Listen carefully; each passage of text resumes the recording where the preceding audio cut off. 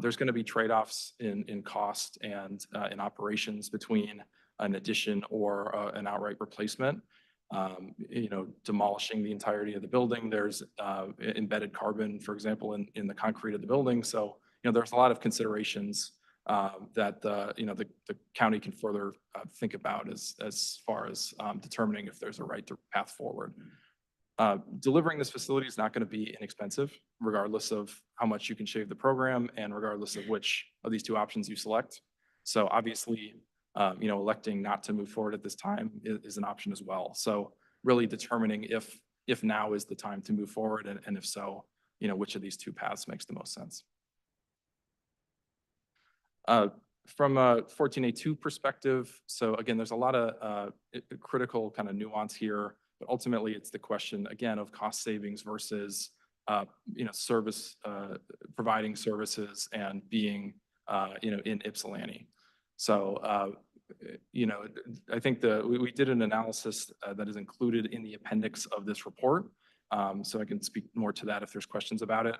But ultimately, the thing from a cost perspective that provides the most savings is to find a way to fully consolidate the 14A2 court into the 14A1 court.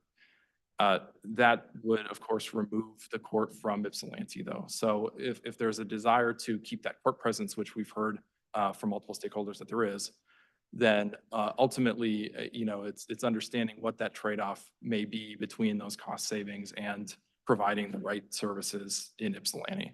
So ultimately, we looked at kind of the gamut, all the way from a full consolidation to the construction of a brand new court facility in Ypsilanti. So again, that's all included in the appendix.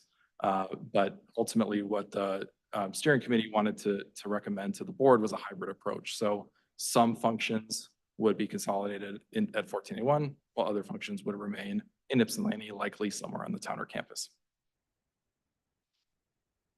Okay, I'm a little behind schedule, so I'm going to try to roll through some of this quickly. So, financial analysis was a really critical part of what we did. And so I do want to emphasize a few things here.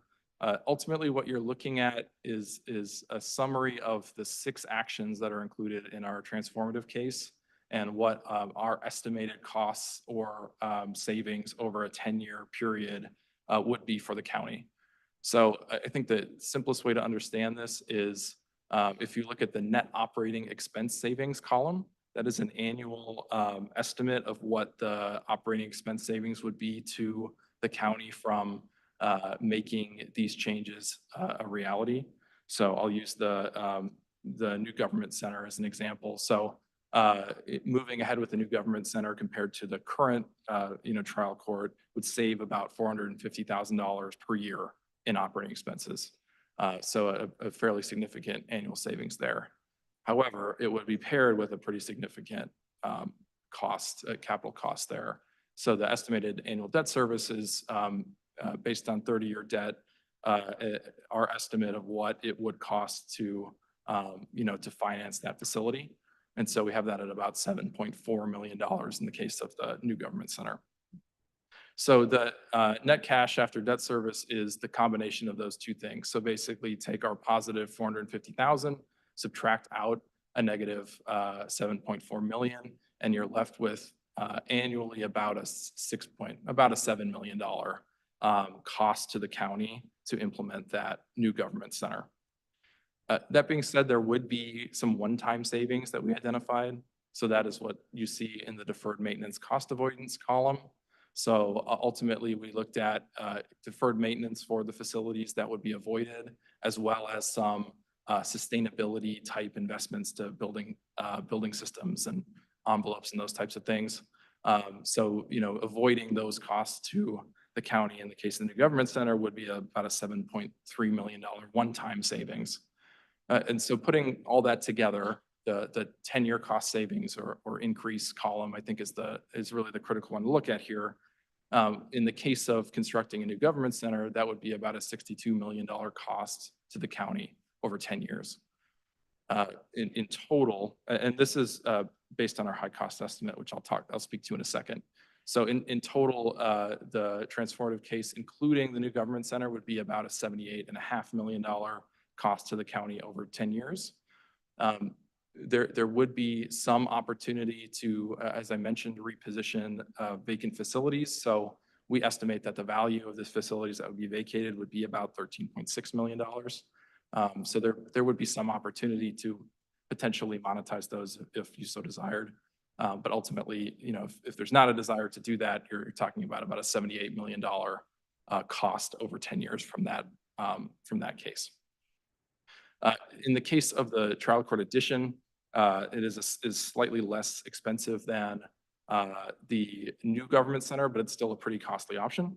So ultimately, we're talking about a $59 million total cost from that scenario under our high cost estimate scenario. A couple things that are included in the header here that I do want to mention. So first, this is our high cost estimate. Depending on ultimately, for the most part, the sustainability initiatives that you all want to put into place for this building, that's going to impact the cost pretty significantly. So this high cost estimate is based on what we see as essentially a net zero building, right? So this is the most sustainable option from a sustainability perspective and an MEP perspective. So that's what we're showing here. The next slide shows low cost. So still a very nice building. There's still pretty conservative cost estimates in there, but not quite as high as you're seeing here. The second piece is parking, which I'll speak to in a minute.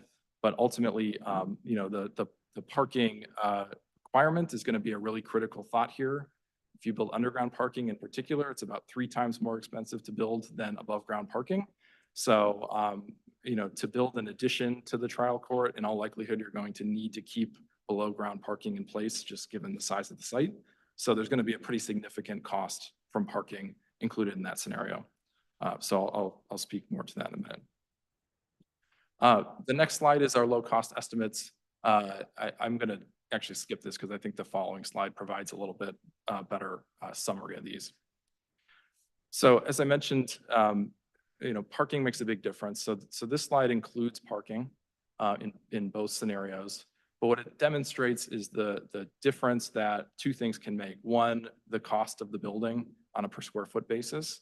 So that's primarily going to be impacted by the design requirements that the county has. So again, more sustainability efforts, more honestly, things that can save in the life cycle too. So we haven't done a life cycle analysis, but there may be reasons to have that upfront spending, right? But ultimately, the difference between low cost and high cost is that difference in assumptions from a construction cost perspective. For those that may know the construction industry, our assumption in the low cost was about $400 a square foot in hard construction costs. In the high cost, it was about $500 a square foot in hard construction costs. So again, the low cost does not mean it's cheap or bad or anything like that. It's just a lower cost kind of alternative that we looked at. The second thing, if you look from the rows of these tables, it's a programming difference. So the bottom row, the 14,000 square foot and the 64,000 square foot, that is based on what we see really as the current program. So essentially, if the county did nothing to attempt to reduce your program within the core facility, that would be what you're seeing on the bottom row. There are opportunities. We walked the facility. We've talked to folks who use it. There are opportunities for space savings in that facility.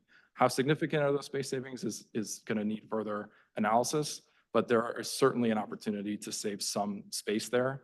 And so we wanted to demonstrate what a 20% reduction in space could look like from a cost perspective, and it's quite significant.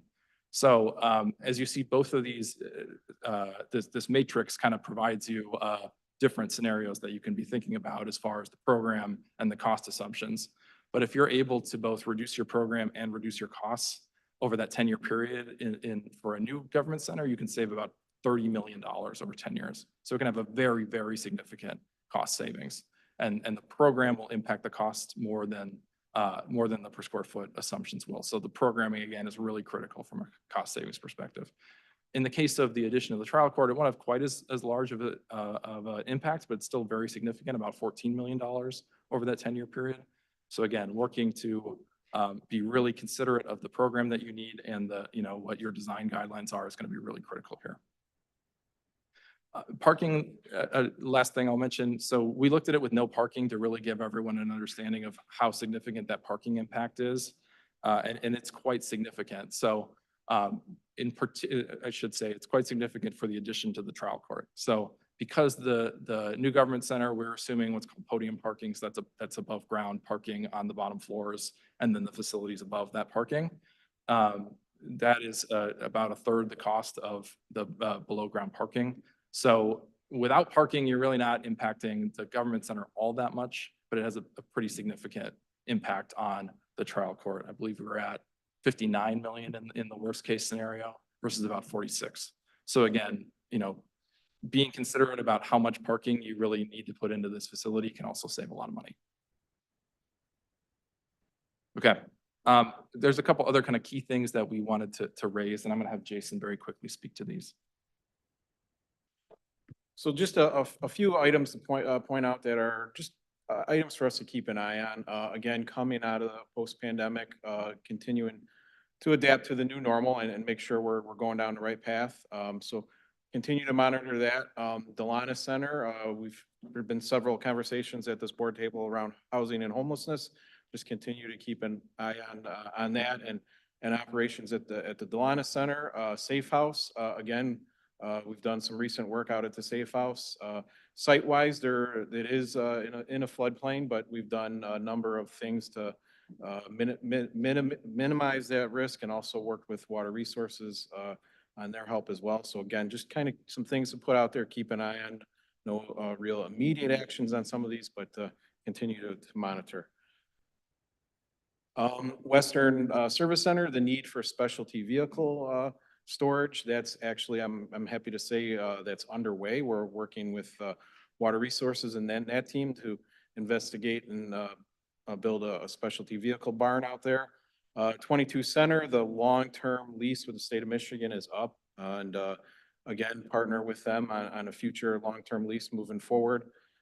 Sheriff's Office and Correction Center, not too many major projects out there. Again, coming off of our last space plan, I think we plan and set that up for movement into the future, but just continue to keep an eye on things out there, with that being our largest county facility currently. Other things, as Michael mentioned, Health Department, reworking their space, but also, with their mobile clinic, making sure we have a long-term storage option for that. Restorative Justice Center, we currently house Dispute Resolution Center in one of our county facilities, and they utilize the LRC on a pretty regular basis and continue to monitor that relationship and operations. And then again, just really, staying flexible and adaptable as much as we can with county facilities going into the future to meet the ongoing operational needs and changes of the organization. So with that, I'll pass it back over to Michael. Thanks, Jason. Slightly over time, so I'm going to try to do these last two very quickly. So ultimately, potential board action, what the recommendation here is really to do is to work through those work plans for the CMH facility and the potential trial court replacement. And what that really means is hiring an architecture and engineering partner who is able to come in and work with the county to understand its programming needs, what the designs for those facilities may look like, and ultimately what the cost may be. So really just getting better data, I think, is the way to think about it, and hiring the right expert to help you work through what those needs are and what these facilities could look like.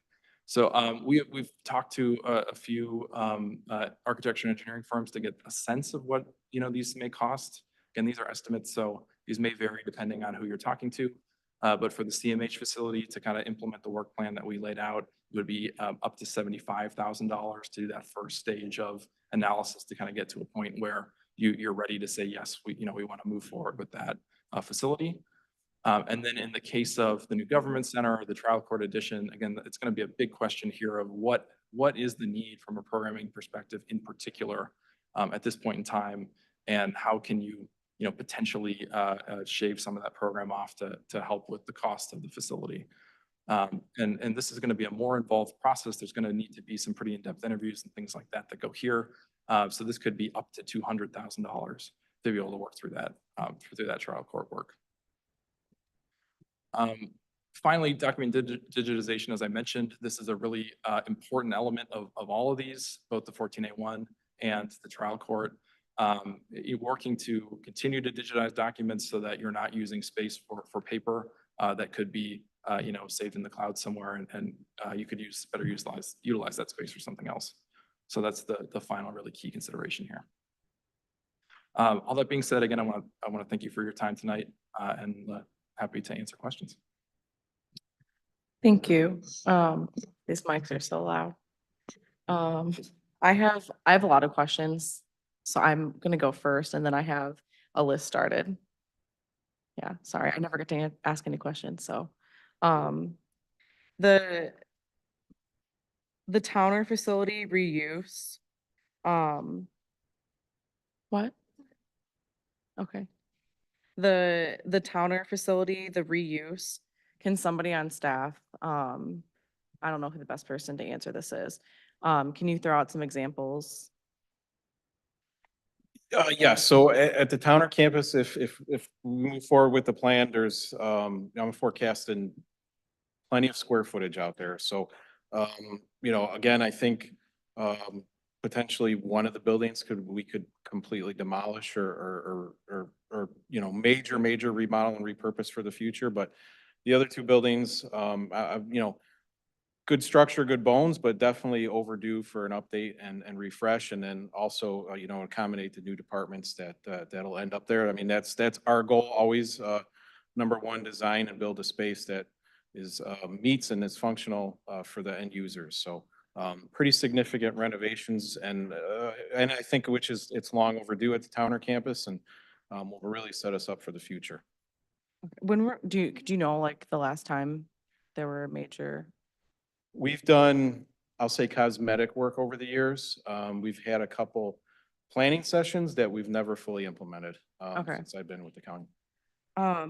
For the centralized CMH building, I guess, to what extent have conversations happened about accessibility? And have there been any like conversations with,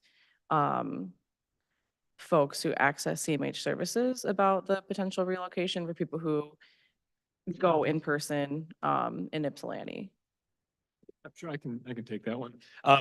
With all of our departmental interviews, we spoke primarily with department leadership, and then looked to them to speak to inform us with what they hear from their clients and what they needed their buildings to do differently. So we have not spoken directly with CMH consumers through this. Again, that's one where we're always open and willing to talk with more people, and expect to do more of that before we come back to you. Regarding the accessibility question, we have talked about that at a very high level with one of those principles that the plan needed to address. How that manifested through our planning was in terms of siting and access to bus locations, proximity to the clients that they serve, things like parking to some degree as well. We don't have all of those, as you heard Michael share, figured out at this point, but we would expect to do more of that planning work as we get into the specific designs for the individual properties along the way. We feel like there's a lot of decisions that need to be made yet that will help us get the right outcome for the public when we get there. Okay. And then I guess, I don't know, how long has CMH been in downtown Ypsi? I'm sorry, could you repeat that? How long has CMH been in downtown Ypsi? They've had a footprint in the Ypsi area for as long as I can recall. Okay. I'm just highlighting it here because I've gotten outreach already from constituents in my district. The courts also regarding the Eastern facility, I know that building was never designed really to be a court, so I totally get the need to look at that. I shared my concerns a few days ago with Andrew, and we've talked through it a little bit about the need to make sure that there's adequate accessibility and there's alternatives. I do like the idea of moving it to Towner, and still having a presence in downtown Ypsilanti. Andrew, I think you might be able to share some other ideas on how to have both and have more of a hybrid approach in downtown. Yeah, so this has been a discussion that we've had frequently. I'll just say, there's been similar discussions in Chelsea to some degree, given what the plan recommends with the Chelsea courthouse. And so I'd say we're very well informed there, and are, I'd say, very understanding of the concern about loss of access to any county services, but court services particularly. So what we are thinking is, there's different types of court services that we would need to be able to address. Courtrooms are one specific type of service, but there are also customer service areas where people are able to either file paperwork or get records from the court.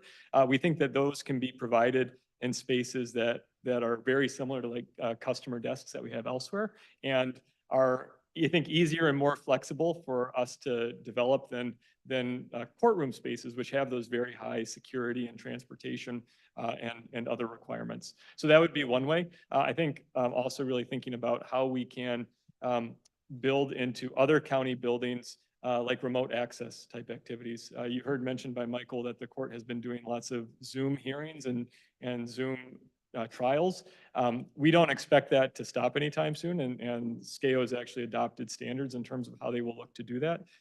It's not a replacement for everything, but one of the things that we think we have already done and that we can continue to do is to make Zoom spaces available closer to where people are. So instead of even having to travel maybe a couple miles to a district court, you can come to a different county building and hop in front of a computer and have a Zoom interaction that way. So I'd say we're very open. The really challenging one for us is the construction of the dedicated courtroom type spaces, just because of everything that comes along with that. Okay, thanks. And then the one thing I'll just add, and then I'll move on. I've got Yusuf and Andy in the queue, and then and Katie, it sounds like you're after that. There have been conversations. It's obviously not part of the presentation that we saw today about a potential shared county city space in downtown Ypsilanti. So I just wanted to raise that because it wasn't in what we saw. But I think there's a concern broadly from residents and from city that there's going to be like a disappearance of county services that have been there and access. So I'm just flagging that, which I know we've talked about. Feel free to answer. Well, I don't want to answer, but I Yeah. think do want to respond that Yeah. we've been very sensitive to that. And I think what I would hope that you and the public see from this is the investment in the Towner campus and the acknowledgement that it's really important for the county to continue to have a big physical presence in the city of Ypsilanti because of what those buildings allow for us to do with service delivery. So with this, I mean, you saw the numbers, there's really quite a tremendous investment proposed. I think what we're trying to present to the board is investment in those things which really make the most difference for the public, and in which this board has shown interest in accelerating our investment in. Sure. Yep. Awesome. And then the last thing, it was combined with my last comment, just in terms of space, when we move things down potentially from the Michigan Ave location, I've talked to the administrator and I believe you and Jason before about just the need for additional economic development in downtown and being able to utilize that space and making that part of the plan as well. Obviously not something that was in the presentation, but something that has been part of conversations with the space plan. So I just wanted to highlight that. Chair, may I Yeah. comment to that too? Because I think that's an important point. And we spent a lot of time with Michael talking about how we frame what happens with the buildings once we move out of them, and tried to be pretty cautious around that. But I hope you all heard clearly that we expect that to be a board decision in the future. And we know that there's lots of other interest in county spaces to meet other needs of the public. That's one, I think that's a really interesting site. We don't only have the ECGC, but we have a parking lot that's a couple parcels down. It's a fine parking lot, but it's a weird layout, right? And so I think thinking about those spaces and some of the other surface lots that we have here, it's our belief that, this plan helps us get closer to how we can use those more beneficially for the public. Sure. Awesome. Thank you. I'll start with Yusuf and then I've got Andy and Katie. Thank you, Chair. Appreciate the presentation. Thanks for all your work. You've already heard some of my thoughts, and I'd like to reiterate some of them again. I do appreciate that you've changed some of the language around the presentation. Before I jump in, though, a couple questions that I have on the slide where you're talking about the different stakeholders that you engaged in the process. I did not see any representatives of our labor community on there, but unless I You missed that. are correct, not on that slide. Since we have reviewed this with you, we have done a presentation of this with our LMT group as well as other employee groups. As I mentioned earlier, our primary engagement with the organization was through departmental leadership. We have since, started sharing this more widely and would continue to look to get more feedback before we come back to the board with any ask for action. I would hope that we have a vigorous engagement process, both with our union members and leaders and non-union staff, as these changes will impact them. Certainly. I think that's our intent, right, is not to stop any sort of engagement this evening, but rather to kick off a different phase of it. And knowing that we've got more work to be done before we come back to you. So the other thing I think that I wanted to just talk about is, just like the conversation that we had, Andrew and Jason, I approach this very much from a values perspective, and not as much an in the weeds perspective, though it can sometimes be perceived as such. My values around this plan are that first and foremost, I will not support in any scenario whatsoever the sale of county properties, full stop. We have assets that we should be looking at how to leverage. If we don't want to use them as a county function, we should be looking at creating opportunities to create revenue for the county, but we should never be looking at selling these assets.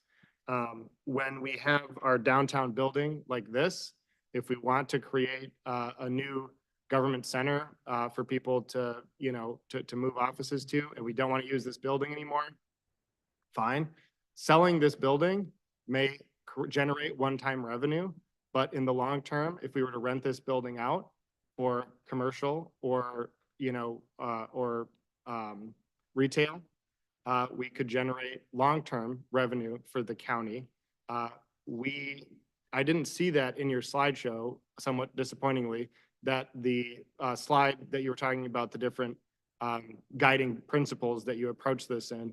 I would have loved to see that one of those guiding principles would be, how do we generate more revenue for the county leveraging our county assets to that end? And when you have those different scenarios where you have that one-time influx of cash from the sale of properties, that pains me to even see that on the slide, because it is so short-sighted and frankly, not the right way to approach managing public assets when we are so limited with what the state has given us, not only in terms of revenue sharing, but in terms of revenue levying ability. We are limited to property taxes. We need to think outside the box in terms of how we fund the services that we want to fund.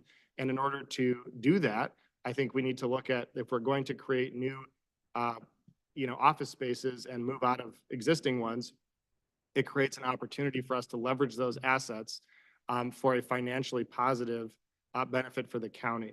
And so I will be, just to be clear, a no on any proposals that involve the sale of any county assets that you've discussed. So, but that having been said, I very much support the notion of building a consolidated government center. I was just whispering to Greg that I remember when I started in county government in 2011, I learned the story of how the current courthouse was built from the old courthouse, which was a beautiful building. There's an image of it on the corner of the street. There was a grassy and tree-filled public meeting space outside of the old courthouse that there were presidents that stopped there and gave stump speeches, protests. It was a public central meeting place in downtown Ann Arbor for the people of all of Washtenaw County. And when they chose in the 50s to demolish that building and move to a new building, they passed the court records through the windows to the new building. And so I remember in 2011 when Greg was in charge of, well, he had your job, I think, Jason. And I remember telling him it would be a dream of mine for us to rebuild a building similar to that old courthouse and pass the files back through the windows.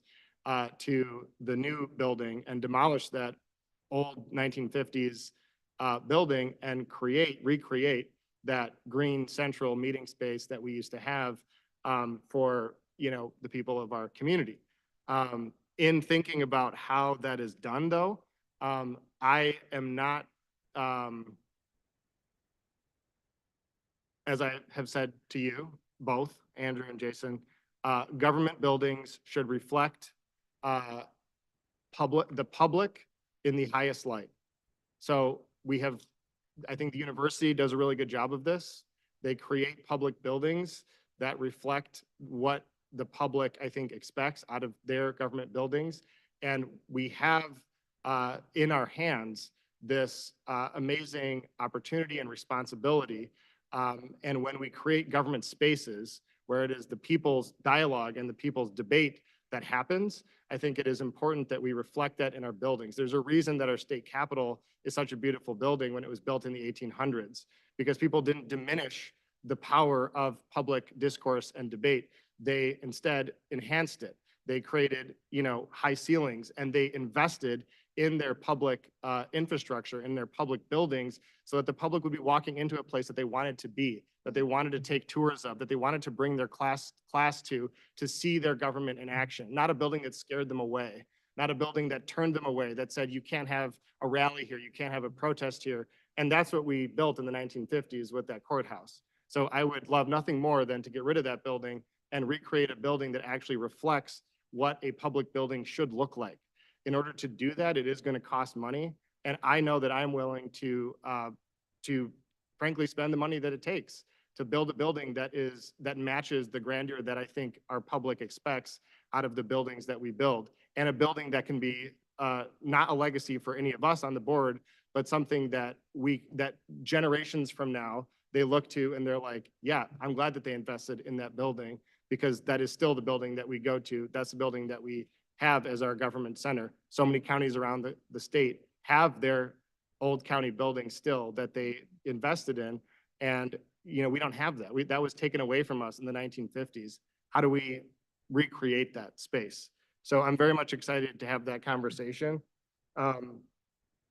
Quickly, the last thing I'll say is, and it seems like this is part of your approach, and I want to thank you for doing this, is getting us out of all of our rental agreements. We should not be renting space anymore. And in fact, like I said, the opposite, we should be looking at renting out space. I did the quick math, by the way, on some of and as I showed you both, but the building across the street here, office space, is going at $28 a square foot. Commercial real estate just down the street is $35 a square foot. So if we look at these buildings as assets that we can monetize for the benefit of all the taxpayers of Washtenaw County, I think we can generate significant funds for our community. This building alone, just looking at $28 a square foot, that's $750,000 in annual revenue just from one building. So that's what we should be thinking about as we look to funding these, not just these big projects, but also funding county government and the projects that we care about. Thank you, Chair. Chair, Right. if I'm Go ahead. just to respond briefly, very briefly, thank you for the comments. I think we're very much thinking about this project in that same sort of time frame. And really, I think we're in a position right now where we're able to benefit from the investments of past boards and past staff, and are also looking at it in a scale of, like half a century to a century. Regarding the revenue raising, that is certainly, we're not done with that. I mean, you saw the figures on there, and should the board choose to go ahead, we will need to pursue every opportunity. I think that it was not in those original priorities. It has since come up in discussion. I look at Mr. Peck over there as an advocate for it. But it is, I think, something that we are aware of. Our past has been as a donor of space, oftentimes to organizations that do work complementary to the county. But that doesn't mean we can't have different sorts of arrangements for different types of spaces. So I think we're very much interested. And just to clarify, I'm not saying that we should stop being, Understood, helping yeah. to support our nonprofit friends, but I think we should also be looking at our spaces in a different way too. And not just thinking of, let's sell them off and wash our hands of it and have an influx of cash, but think long-term. Let's think big picture, long-term here, and the kind of revenue generating assets that these could be, especially in downtown Ann Arbor. I have a different opinion about downtown Ipsy, but Commissioner LeBar. Thanks, Chair. Let me just echo on the record, some of what Commissioner Robbie mentioned in terms of revenue generation. I think if you have an opportunity, this is probably a board and a county that is willing to go most outside the norm of our peer counties in terms of a revenue generation mechanism using our facilities. And so I say that publicly, so I can't walk it back. So you can say, you had that idea, here you go.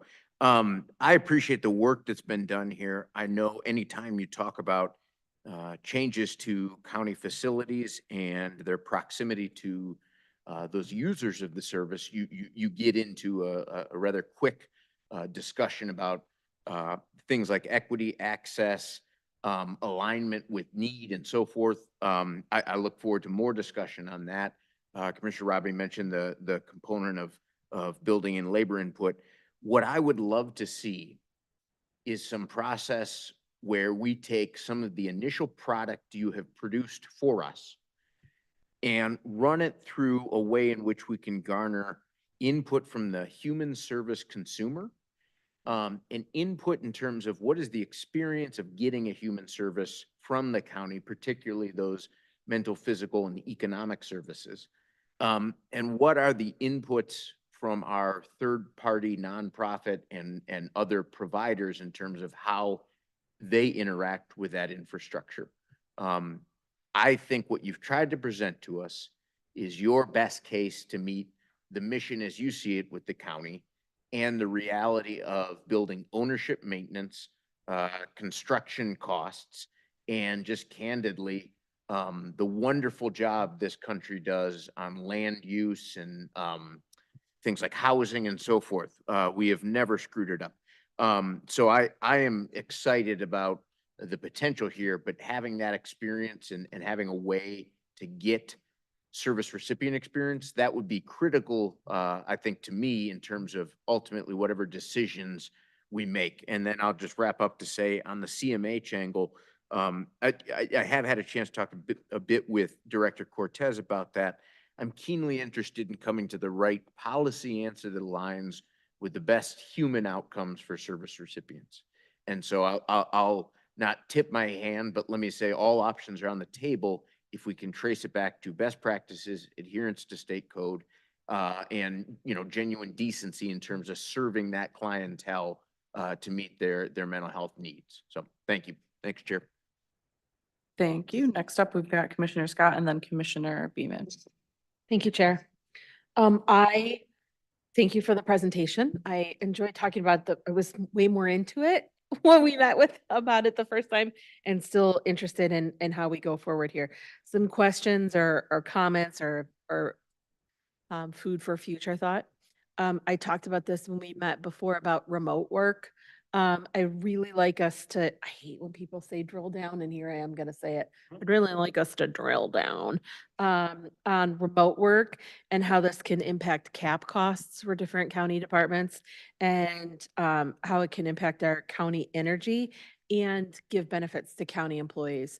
And so I think that before we would be able to proceed with like a space plan as it is done, is really talk about how we can start utilizing remote work for county employees more. I think it's a benefit that is meaningful to a lot of people. We certainly had a lot of people come back to work after COVID that might still enjoy working at home. And that might be one of the kind of clever benefits that the county is able to give that other employers cannot. So I'd like to try to see us be able to get to what we think the max of that is before we talk about creating space. We might be creating space for people that don't need to be there.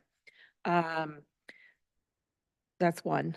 One about the Western Service Center. I am happy that we are starting work on a specialty vehicle barn for our Water Resources Commissioner. I wish that this is one of the areas where I feel like sometimes we aren't thinking big enough because it's already started. but it'd be great if it had been able to include space for the tactical rescue team vehicles and the dive rescue team.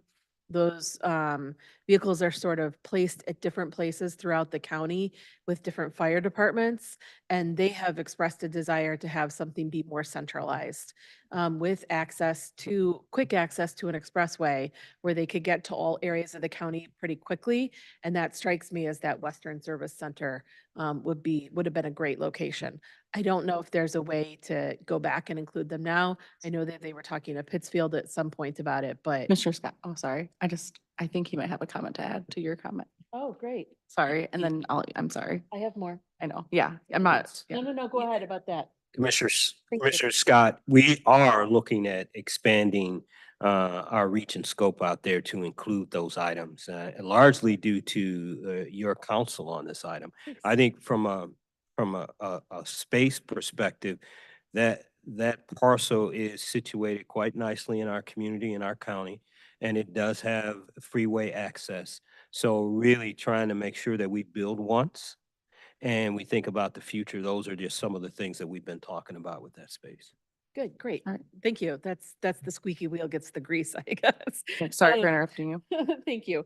I also just want to echo, because I think working with department heads is good, but I think that to do this, you really need to talk to the rank and file, to talk to the workers about the buildings they're in. Not just necessarily present it at a meeting, but like actually talk to them. Because I will tell you my opinions about what makes a great working hospital unit are really different than architects' opinions and hospital administrators' opinions, as evidenced by the unit that I work in now. It's beautiful. It is not worker friendly. So definitely make sure that you're talking to the people on the ground, talking to CMH consumers. I think that those things are going to be really important for us to be successful. And finally, I am hoping that you can present to us or give us an email or in future iterations of this discussion, some examples of counties that have centralized things like we're talking about, or have done space plan revamps and what they've learned and what was successful and what they would have changed after they did that. I think that other people have done this, so let's learn from them too. That's it. Yeah. Thank you. Next up, I've got Commissioner Beaman. Thank you, Chair. Thank you for your presentation. This is the stuff that I get excited about. This is my wheelhouse, business, construction, all of that.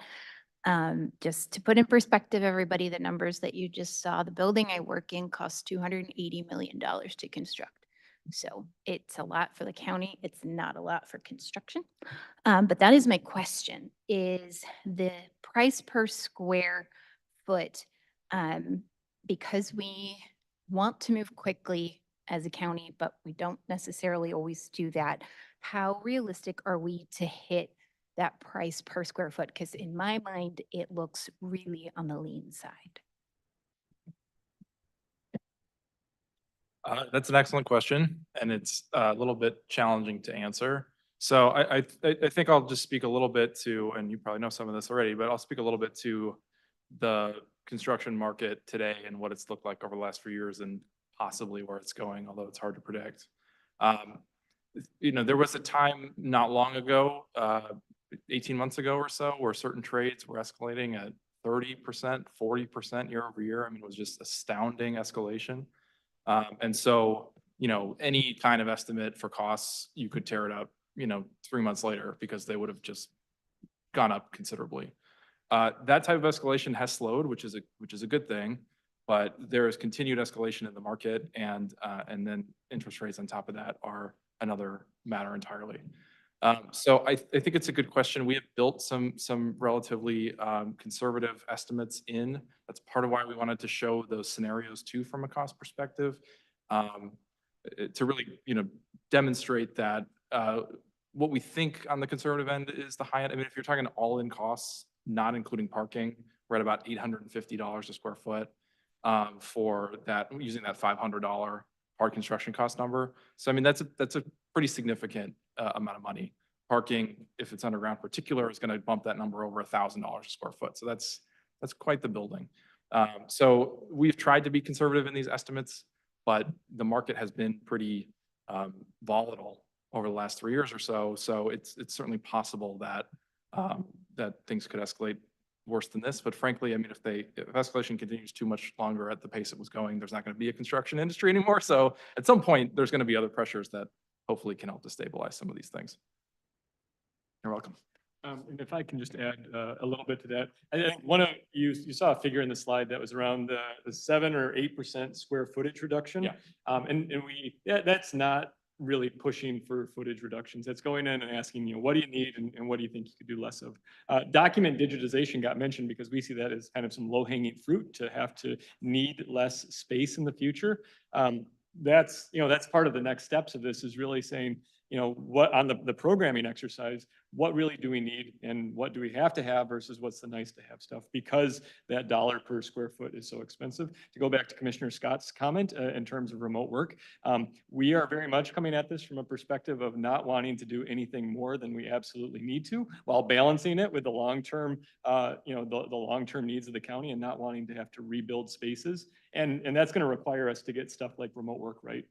We're not there yet, but we know that that's part of the work, and that we have to have a building plan that is integrated with our workforce plan.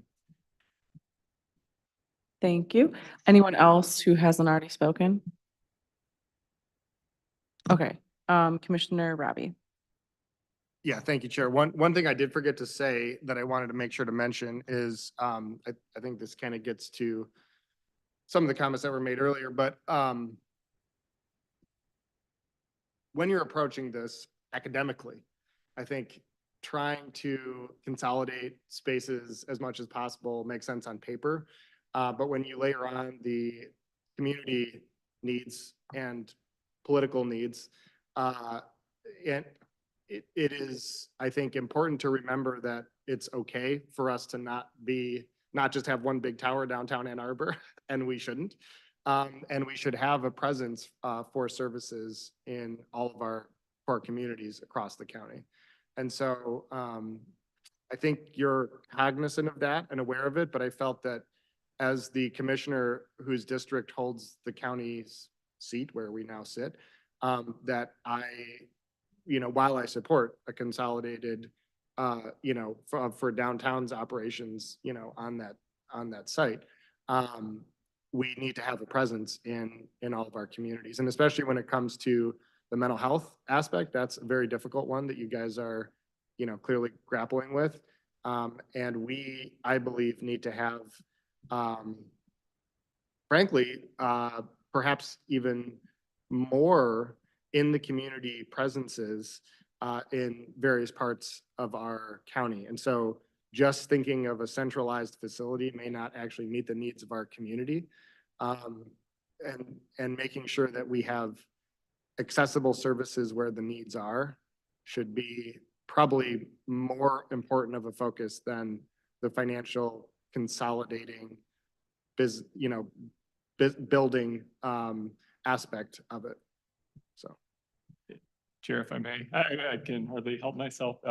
I promise I did not ask Commissioner Robbie to ask this, but I think we've very much tried to address that and have tried to work with different communities as the need has come up to understand, what are they looking for? I think we're coming at this from a position of we have buildings right now. Those buildings help us deliver services, but it's kind of a mixed bag in terms of how well they do that. The Chelsea Courthouse, for example, right? Lovely building, handful of people go in there per day, right? And so I think I mentioned that as the framing, and that, it is lovely and it is very clearly important to the residents of Chelsea and the surrounding townships to have some county presence. Where we have gotten there, and what you heard in the plan is more of like an LRC type space. And we've gotten there through lots of discussions with them, and I think we believe that type of building in place of a courthouse will allow for more county services to be more closely available to the people who live out in the county. And that's why it's in there. The optimization, it's important, but it's certainly not the only priority that we're going for. And we care very much and are interested in having more of those discussions, and I think want to get to something that have our buildings be as useful for the residents of the county as possible. And that requires that sort of fine-grained approach. yeah, I mean, we have a big county, right? And ideally, people should not have to travel very far to get key core services like mental health care or access to the justice system. And so I just wanted to make sure that we're keeping that in mind and not over consolidating ourselves out of accessibility. Thank you. Commissioner Machewski. Thank you, Chair. Just really quick, I wanted to touch on the fact that I've appreciated the process and the ability to be kept up to date with the work that's being done, and the folks in Chelsea and the surrounding townships have definitely expressed their opinions. I very much appreciated the county administration's willingness to involve them, which I think is really important, specifically on the Chelsea courthouse question, the Western Service Center question. And my hope is that, and not only on that, but in the entirety of the plan, that we have that kind of engagement. I think we've talked about employee engagement and stakeholder engagement tonight. And, certainly a big part of that with the Western Service Center is those townships and how people west of Zeb Road are interacting with the county. So I think that the discussions so far have been pretty flexible. Those parties involved have been really flexible about what a Western Service Center might look like, whether it's an LRC type building or potentially even something else. And I want to note as well, the court itself, the court administration has been involved in some of these initial discussions with Chelsea. So I very much appreciate flexibility when it comes to this. And I'm not necessarily, I don't want to take anything off the table at this point in terms of what I will or won't support, but really listening to those local communities and having their input is, I think, really vital. And hearing at the beginning of the presentation, you talked about the Ypsilanti court situation, and I look to Ypsilanti to hear what they want out of that, just like I look to Chelsea to see what they want out of that, and hope that we're reflecting that community desire and that community need all through this process. And I've been impressed so far with how that's been being done in my district with the Chelsea Courthouse. So thank you. Thank you. All right. Well, one more comment for me. I didn't mean to diminish what you said earlier, Yusuf, about over consolidating and selling off property, but I do want to highlight in the context of the broader conversation that not every part of the county where we have county sites are the same. And so to specifically name Ypsilanti, the city is 4.2 square miles with a very challenged tax base. To the extent possible that we consolidate space in downtown Ypsilanti and can turn other space that the county does have control over into economic development opportunities, that will make generational change in that part of the county, and also has the potential to provide way more economic opportunity to people who not just live in the city, but also live in Ypsi Township. So that is kind of what I was trying to get at earlier. Like, I get it. I don't think it's a one size fits all for each part of the county. In downtown Ypsi, as much property that we own that we could put back on the tax rolls, that would make a huge difference for my district. And it's one of the major challenges on the east side of the county, but in particular the city, because of the size of Eastern's campus and because of the number of spaces that are not on the tax rolls within the city limits. So just wanted to add that to the overall context of what we mean. And I get it. Some places, I don't know that downtown Ann Arbor has the same challenge that the city of Ypsilanti has in that context. So I just wanted to highlight it here. Appreciate you all listening to the various comments that we've had. And I know that you've probably met with each of us to show us, plans up front, and gotten feedback then and again now. So thank you so much. We've got 2 minutes left. Anyone else? All right. Well, since we don't have any items for future current discussion, I'll entertain a motion to adjourn. All in favor?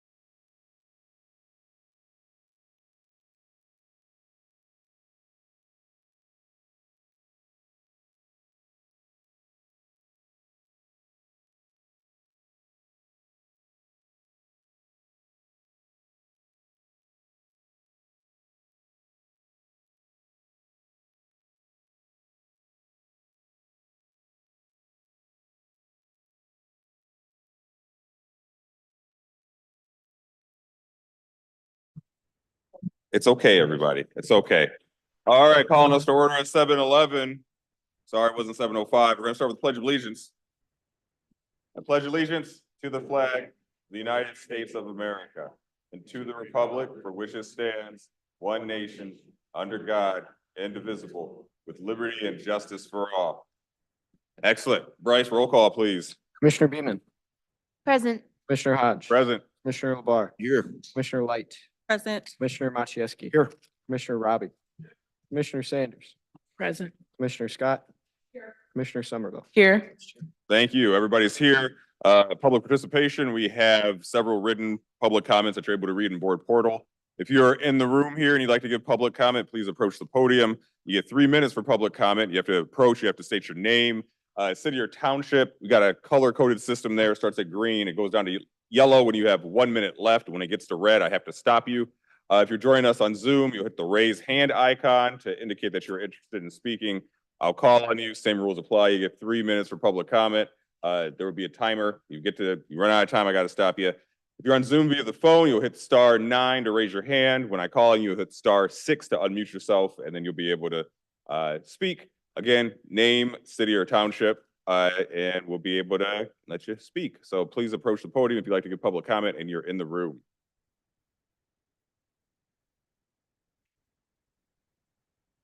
Or we can go online. No, come on down. Good evening. My name is Alexandra Granberg. I live here in Ann Arbor. Right now, I'm also a part of I'm here as a member of the coalition called Shelter Now. I'm also part of camp outreach efforts, and in this season, I'm also volunteering at this community-led winter amnesty shelter, weather amnesty shelter.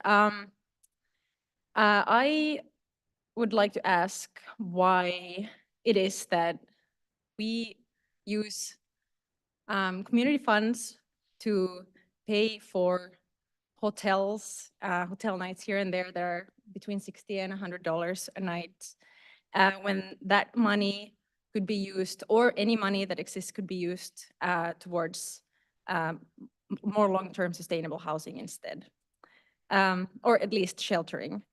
I'm also wondering why this county, as well as the cities of Ann Arbor and Ypsilanti, along with, of course, private landowners and landlords, or landowners, don't fund public housing or affordable housing.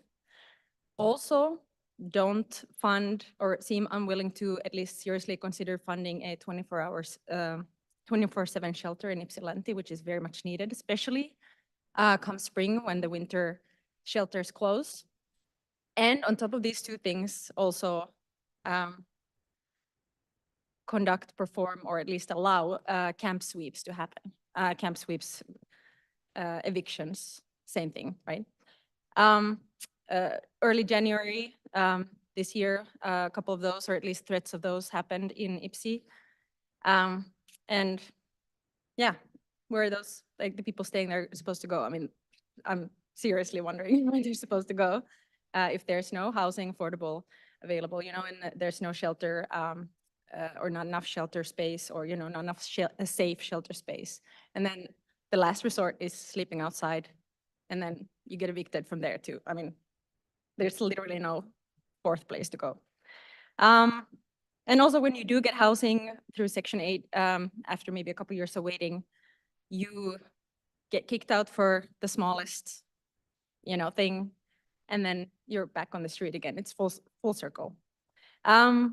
Yeah, so I'm here to ask those questions, and also to recognize that people have right to both shelter and housing, but at the very bare minimum, people have a right to shelter, which is, I mean, essentially just a safe place to sleep, to eat, to live, you know, and to not have to sleep on the street. That's why Shelter Now, which is a community coalition, a community group. Thank you. Your time is up, but we've heard your comments. Demands 24-hour shelter in Ypsi. Thank you. We have a section on the agenda where commissioners are able to respond, but if you give comments on we have to wait to hear from everyone before we're able to respond, so you'll have to wait for that to be done. Anybody else in the room like to give public comment?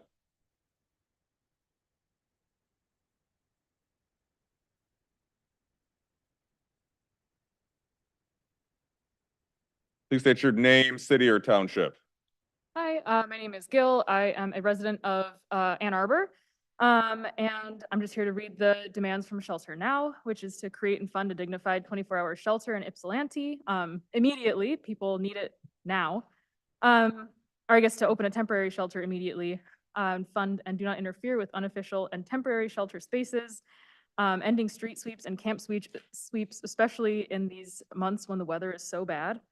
And ensure that the houseless and housing insecure communities have decision-making and veto power in all Ypsilanti shelter spaces and in their creation. Thank you. Thank you. Anybody else in the room like to give public comment?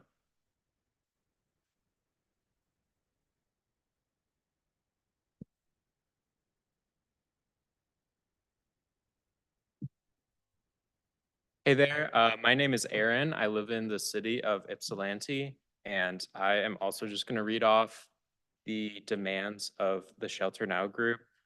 One, create and fund a dignified 24/7 shelter in Ypsilanti before spring of this year. Two, open a temporary shelter immediately.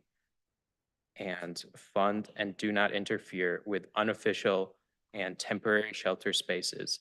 End street sweeps and camp sweeps. Three, ensure that the houseless and housing insecure communities have decision-making and veto power in all Ypsilanti shelter spaces and in their creation. I really want to just emphasize how disgusting it is that sweeps, threats of sweeps are starting again.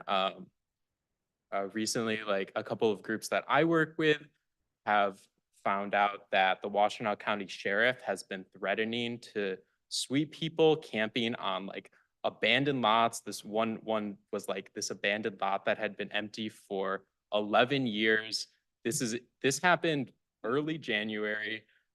I'm just confused on why this is happening in the dead of winter. I'm confused on why it's happening, period. Like why the county is allowing its sheriff, who should be accountable to the people that live here, to enact these acts of violence, enact these threats of violence. Sweeps are never okay, right? These are people who have all of their material possessions oftentimes like in their camps, and like sweeps are this like violent process of oftentimes like bulldozing people's camps, of violently evicting them. And so I don't know, I remember a couple years ago I seem to remember some kind of ban on sweeps in Washtenaw County. I don't know what happened to that, or if that's no longer being like followed by the sheriff, but I would just ask that we have a clear, explicit ban on sweeps and hold the sheriff accountable to this. Also, I want to really emphasize that there is this yearly crisis of all of these winter programs that are like housing or keeping warm folks over the winter that all end at the end of March every single year. And like all of these orgs, the local government comes out and acts like it's this like crisis, but it happens every single year. So you all need to step up. We know the county has the money, just like put the funds where they need to go to actually house people, to create permanent solutions. Thank you. Thank you. Anybody else in the room like to give public comment?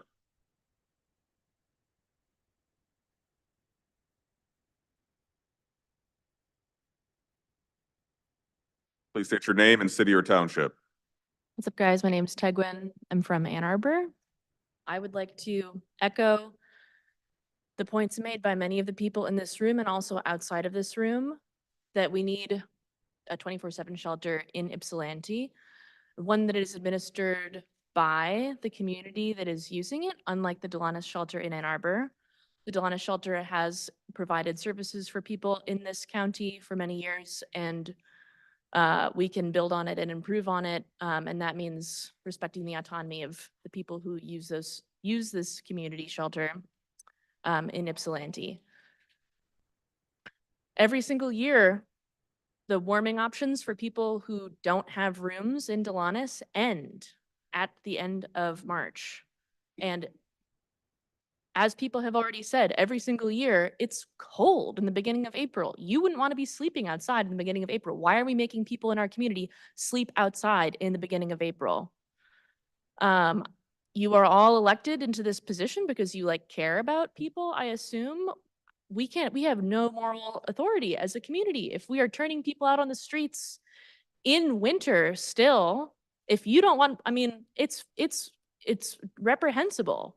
The fact that every single year, people who do this work come to you and say, it's still cold. We can't take away people's mats. At the end of March every year, the rotating shelters, the county somebody comes and takes away the mats to an offsite storage facility. So every year it's cold and people are like, well, what if we just it's only going to be cold for another week, another 2 weeks, whatever. What if we just, keep it going? Can we, the church agreed to do it. And every year it's nope, stuff's gone. It's packed away. We know that there is money in this county. We are blessed to be a community of many resources. Why are we spending $400,000 on an RV when we can be continuing to put people up, continuing to make the absolute bare minimum available, which is a space, mats for people to sleep on a floor inside? And we can do so much better than that. We can do a 24/7 shelter in Ypsi. We can explore what it looks like as a community to have people have dignity and autonomy, and the ability to live. This is very, very basic human rights stuff. It feels really silly and sad that we all have to keep coming up here and asking this of you guys. And I'm sure that you don't like hearing it either, but you could also have the power to do something about it. So please do. Thank you. Anybody else in the room like to give public comment?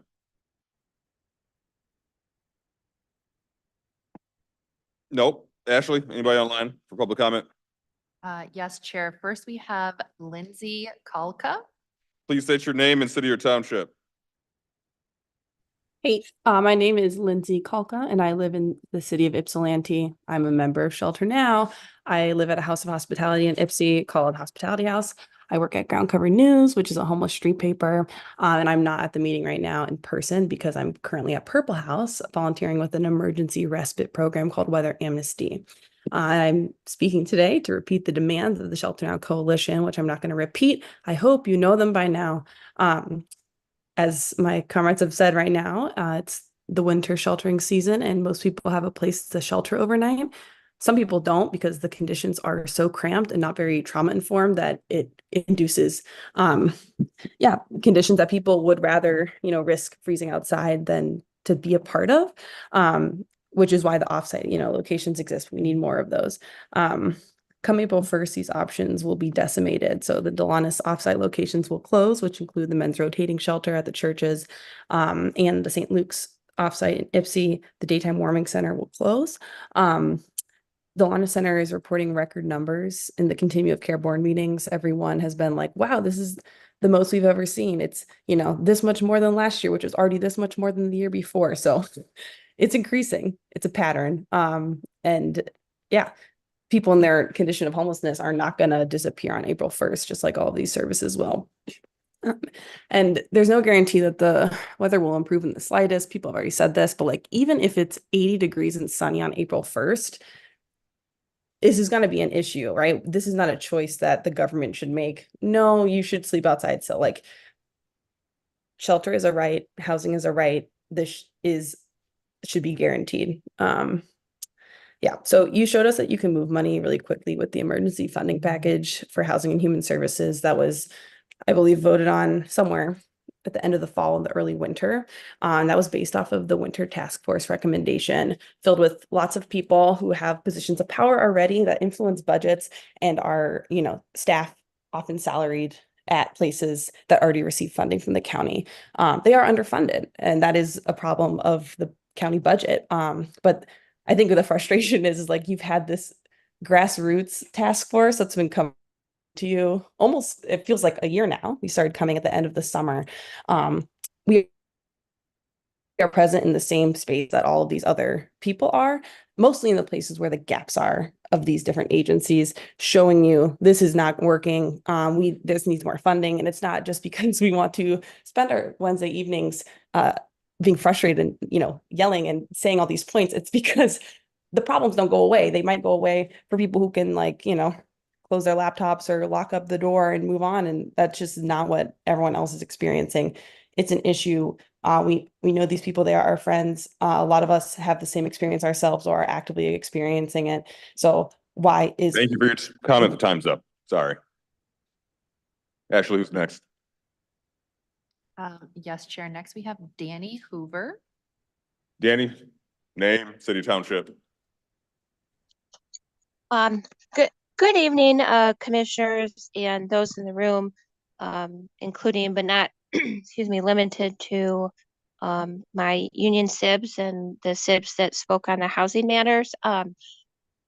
I am speaking as myself. I'm not representing Washtenaw County or Washtenaw County CMH, and I am participating remotely from the city of Milan in Monroe County, where I live with my family, and I work in the city of Ann Arbor, Washtenaw County. Mainly, I want to encourage the commissioners and those participating in decision-making for ratifying contracts to please work swiftly and quickly, excuse me, to ratify the contracts for 2733 as well as 3052. By ratifying the contracts, that will help lead to increased worker morale, worker health, and improved quality of service. Thank you and have a good evening. Thank you. Ashley, anybody else online? Okay, did anybody enter the room that'd like to give public comment? Nope. Okay, we're gonna move on to commissioner response to public comment. Commissioner Robbie, I saw your hand first. Go ahead. Thank you, Chair. First off, thank you to everybody that came out to speak tonight and for your words and advocacy on this very important issue. I've met some of you, Tegwin, good to see you. Love the WCBN shirt, rock on. Want to respond to a few things that were said by various speakers. I think it was the first speaker that mentioned the piece about the hotel rooms. Thank you for saying that. That's something that I advocated for a year ago when I started back at the board and was shocked to see how much money we do spend on those short-term hotel stays. And it's money that's, that the county, public money that the county's spending that ultimately goes to, private hoteliers at a huge markup. And thinking about the volume of cash that goes out the door for those types of programs and the relative price of property in various parts of our community, it's always been striking to me at how it does seem like a poor use of public funds when we could be investing in a permanent property or properties that could benefit the public more long-term, which is why I started to advocate for us to create a housing commission, which is something that could be a vehicle for those dollars to be spent and a vehicle for property to be owned by the taxpayers and used for various housing purposes, including shelter and housing. And I know that that's something that we passed in a resolution that we were going to look at it a while ago. I think we said a report is due back sometime soon. I don't remember the exact deadline now, but I think it was in that resolution where we allocated all that money that, that's part of that. But 100% agree with the comments that were made in terms of, the volume of money that's spent on hoteling versus what we could be spending on a permanent facility. My other question was, so on the question about the camps, I've long been a supporter of, our, camp communities and I started in politics when Camp Take Notice was in full swing, and the eviction that happened there from the state of Michigan, very disappointing. I had several meetings, with that group at the time, and helped them through, some of that process. I've always been shocked at the sort of dual role that government plays in those camp communities. The county has, used to be called Port, now it's called Path, that actually traditionally has provided individuals experiencing homelessness with things to help them that are, to help alleviate their sheltering needs in the immediate term, like helping to purchase tents, sleeping bags, warming devices, and various other survival things that they need. And so the county taxpayers have been, and the state taxpayers have been paying for that to help support, the homeless community. And then on the flip side, these camps then get sweeped or raided, and the tents that the taxpayers bought can get thrown in the garbage, and people end up not having a place to at least shelter from the elements.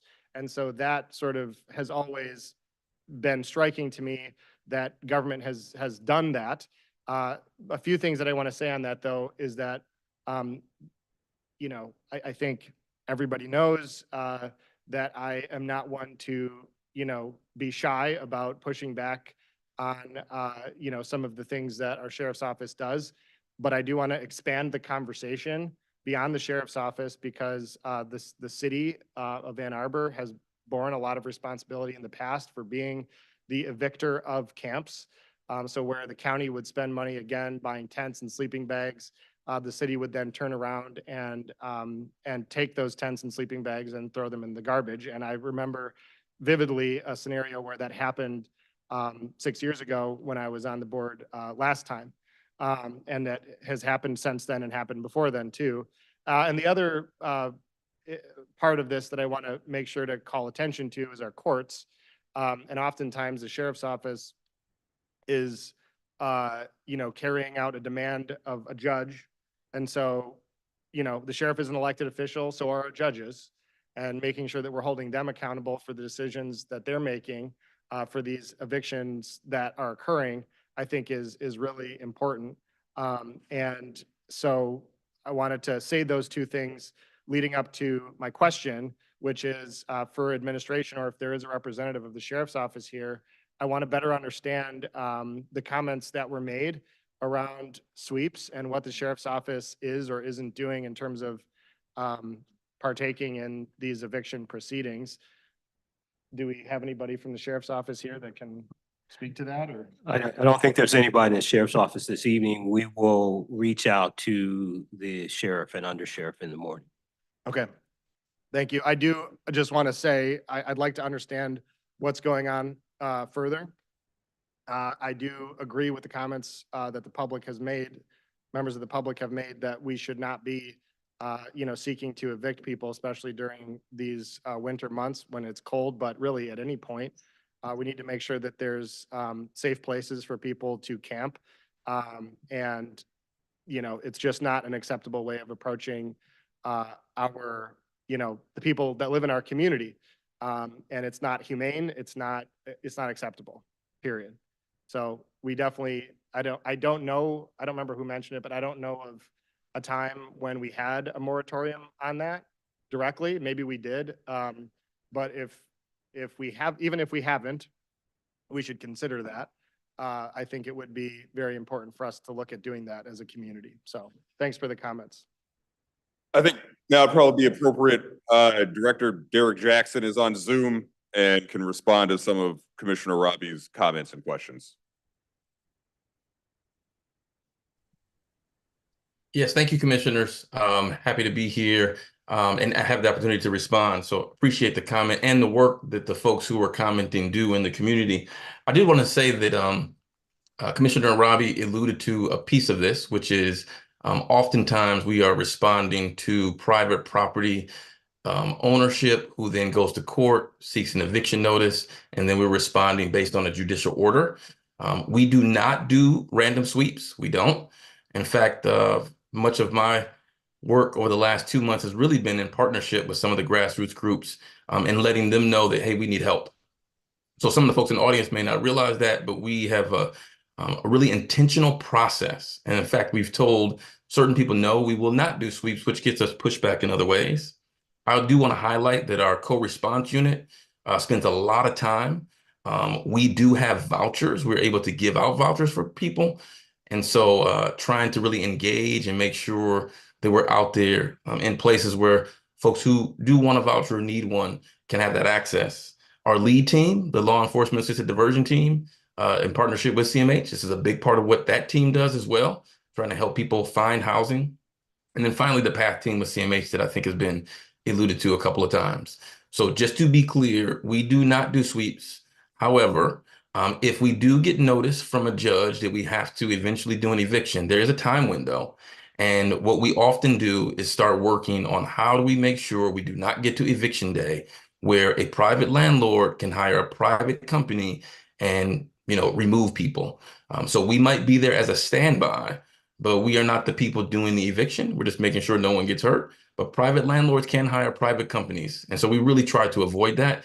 And I will say again, over the last couple of months, we've been pretty successful in partnership with finding people housing, or at least getting them out of harm's way before a private landlord does a private eviction. So I'm happy to answer any more questions about it, but this is something for me personally, because I worked in homelessness when I first got out of school as a social worker, is pretty personally important, but we do not do sweeps at the Washtenaw County Sheriff's Office.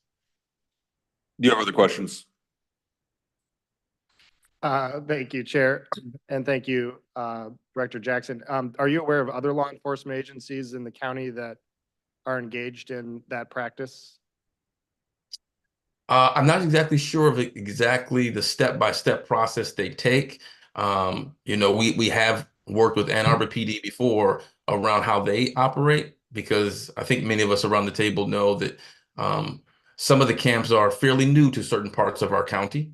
And so I know that one of the things that they have done in the past as well is try to figure out alternative means. I will just say we have a pretty robust system at the Sheriff's Office of programs that we run, but also that we run in partnership with CMH. So we do have certain tools that our deputies have access to that may not be the same in other agencies. Okay, I guess I'll close my comments just by saying, I think it's probably something that, it's something that I would like us to consider, perhaps, of creating some kind of a county policy, since it sounds like you're living within that generally now, that we not engage in this type of practice. And in fact, I don't know if we can extend that to, I know that there's separation of powers issues with the courts and all that stuff, but I'd like us to explore what the extent of our ability is as a county board to influence, the ongoing practices of both the sheriff's office and the courts on this matter. So just something that I think we should look into at the very least. So thank you. Commissioner LaBarre. Thanks, Chair. To the folks who came today, I think Lindsay Kalka online mentioned the continuum of care. I would welcome your comments at the Continuum of Care Board. That body is charged with a number of things, but I think it is also a good forum in terms of asking some of these questions, getting them before not just folks who deal with the policy, but also with the operations of the organizations we work with. There was mention of the previous funding that we passed in November. That was one-time money, and I think it was a good step, but we will need to work on substantive structural funding in the future. We are funding homelessness services with our new human services partnership, and we got a report on that yesterday, and there is encouraging data, though it is early. Finally, to the 2 points, both the City of Ann Arbor and City of Ypsilanti do have housing commissions, and so there is a public housing role there. And as Commissioner Robbie mentioned, consideration at the county level, though it's not always a parallel comparison. And then finally, in terms of the hotels, I think it's a good and fair question for anybody to ask because of the dramatically increased price. What we did find, particularly in the context of mental and physical health and segregation of physical space during COVID, but also in the context of personal security, is that those hotels can provide us flexible capacity, both on physical location and length of time. There's a premium to be paid on that, obviously, though, which is the increased cost. So your comments have not and will not fall on deaf ears. I appreciate them, and I hope you will consider, to the extent you're able, sharing them with the Continuum of Care Board, and also candidly, putting them in writing, not just to this board, to other policy groups as well, and in ways that are commonly attested by you and your colleagues, because I think that would be ultimately most beneficial for us to try and take action on in a substantive way rather than ad hoc response only at public comment. But thank you for the input and for the substance of your engagement. Thanks, Chair. Yep. Commissioner Somerville, you raised your hand earlier. Thank you. Yeah, thanks to folks who came out for public comment. To answer the question earlier about if we've ever had a moratorium previously, there were moratoriums on tent sweeps during the early days of the pandemic, at least in the city of Ypsilanti. I'm familiar, and in the city of Ann Arbor, and I believe the sheriff as well. A few things. I think part of what a lot of us have learned over the last year, especially with folks both engaging with us through public comment and in other settings where we've allowed space to engage with people who have been personally impacted. There are a lot of different ways people need services and want support. And some people, want to camp. And so I'm a big proponent of us trying to identify safe camp space on county-owned property to help build on already accessible resources for people who do choose to camp. I also want to call out that the money, the money that we approved in November really was meant to stabilize the current situation with people who are houseless. So whether the folks that are staying at Delana's or camping and sometimes getting hoteling when needed, to stabilize them, but also use some of that money we allocated for lump sums to get them on the path to housing. Part of the problem that I am noticing with even when we allocate a ton of financial resources, we need more staff within our own department to actually get those dollars out the door and help people. So those are things, conversations that I'm having internally. And then I also just wanted to highlight the fact that the governor's budget recommendation this year recommends a $1.4 billion investment in housing throughout the state of Michigan. I'm really hoping that we can leverage those dollars here in Washtenaw County to help long-term with the housing crisis that is contributing to homelessness for our community. But there are also other dollars and suggestions in different parts of the budget relative to short-term housing solutions and to support things like emergency hoteling. The numbers were actually laughable because I'm like, we've already spent that, the recommendation for the statewide budget. So I'm hoping that as commissioners, we can use our voices to maybe pass a future resolution urging more state dollars to be invested in short-term housing solutions.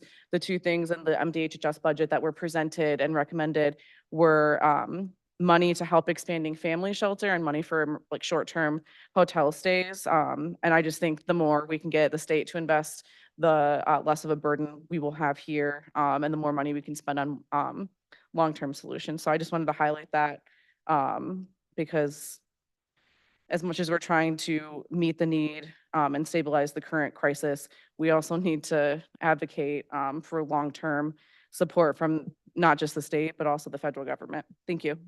All right, Commissioner Scott and then Commissioner Light. And then Beaman. I see you.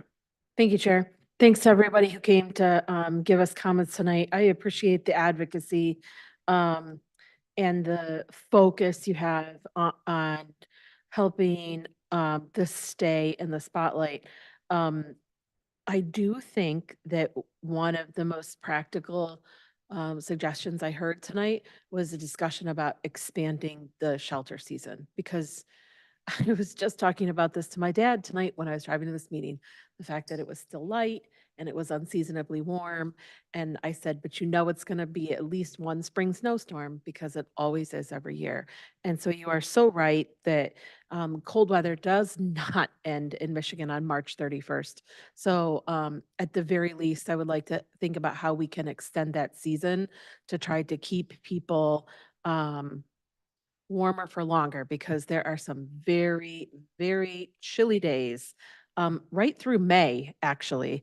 I think that's something we can try to look at like practically soon. I don't know what the logistics of that were, but it was a great suggestion. And thank you for bringing it to us. All right, Commissioner Light. I want to thank all of the individuals that came out to speak about the housing and sheltering. We hear you, and we would love, as Commissioner LeVar said, to have that in writing so that we can go back to that and begin to work with one another with those ideas. So we hear you, and we are working on it, and we are also wanting to have long-term housing available and provide that, and not just put a Band-Aid on things, and also to provide services so that we can sustain that. The next thing that I wanted to comment on was we had an employee to ask about ratifying the contracts.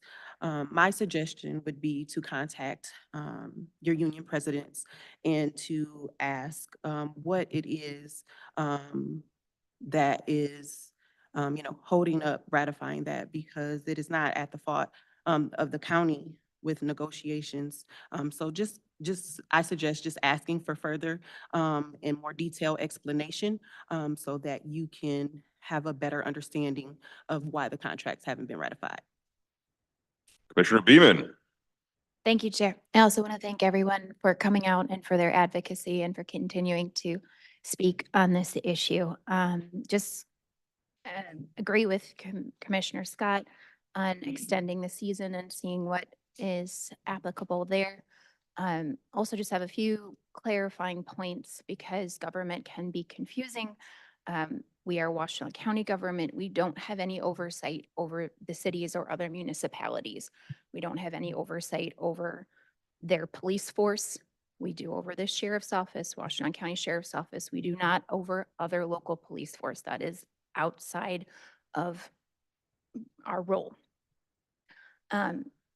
Another clarifying point is, in addition to that, we don't have oversight over their planning committees and commissions. And so we can want something very desperately, but they need to come to the table as well. So if we're looking at putting something in a space, we need them to be there and be on board with us as well. We cannot force something upon a community that does not want it. We have no jurisdiction whatsoever in that space. The final point is the RV, as this is something I'm passionate about, and I'm very thankful for Commissioner Sanders and her work on this. In addition to housing, we have to provide wraparound services. And those services include healthcare, mental health care, food, safety checks, all of these things. That is what this vehicle is for. There is nothing saying that this vehicle can't go to camps and provide vaccinations and provide health checkups. There's nothing that says it can't come and bring food.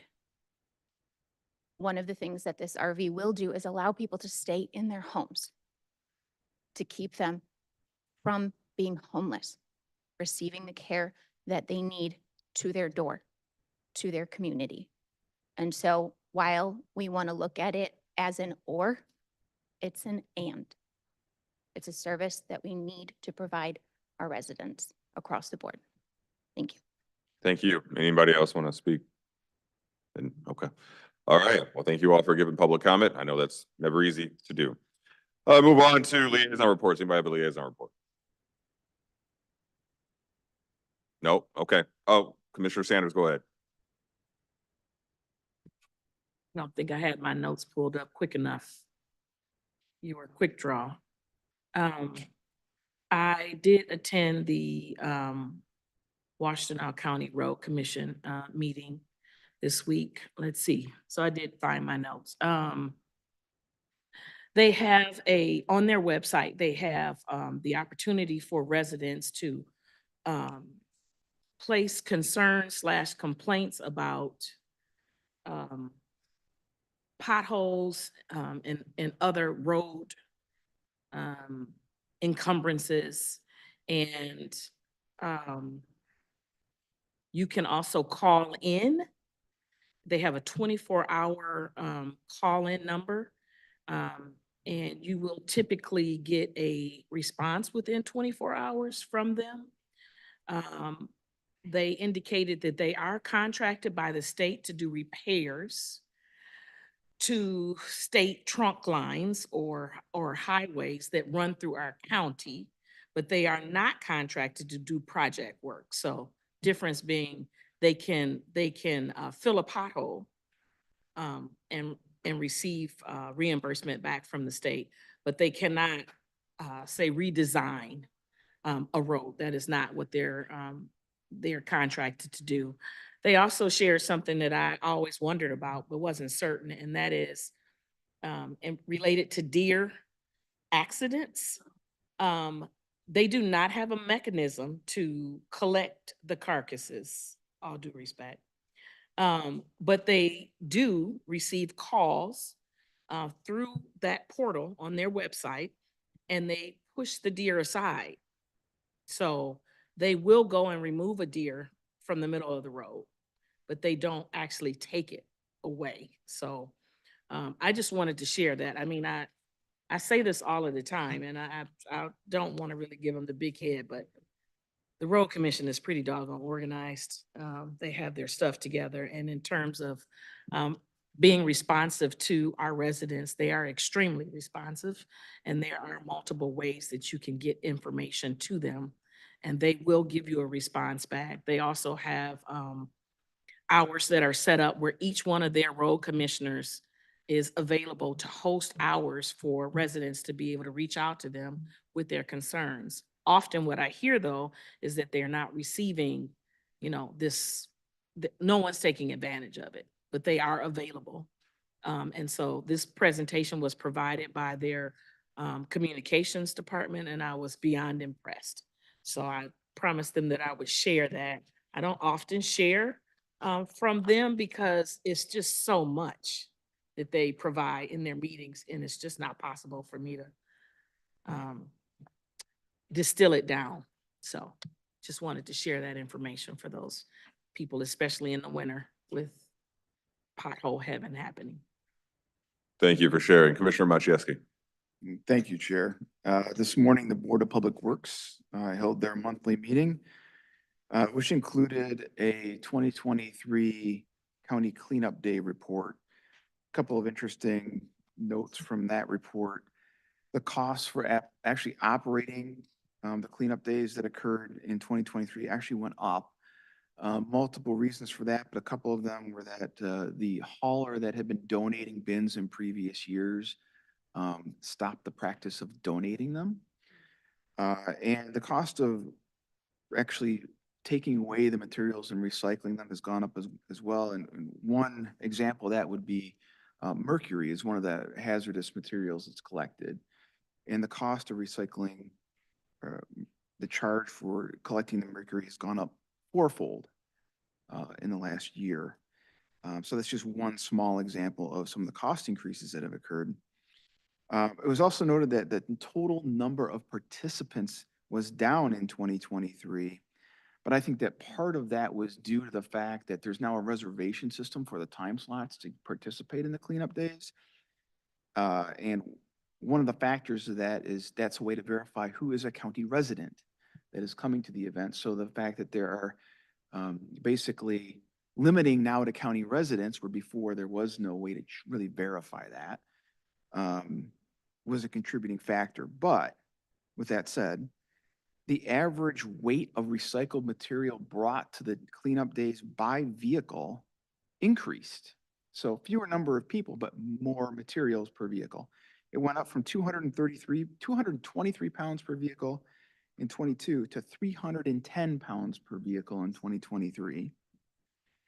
And I will say, in terms of the reservation system, so to participate in one of these days now, you have to go on, you have to register, you get a time slot, you show up.